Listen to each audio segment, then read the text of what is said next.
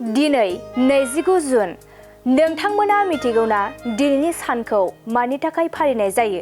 नोंथांमोननो बड'लेण्ड बुब्लि खौरांनि गेजेरजों फोरमायगोन। दिनैनि सानखौ इन्टारनेशनेल फिशारमेन डे महरै फालिनाय जायो।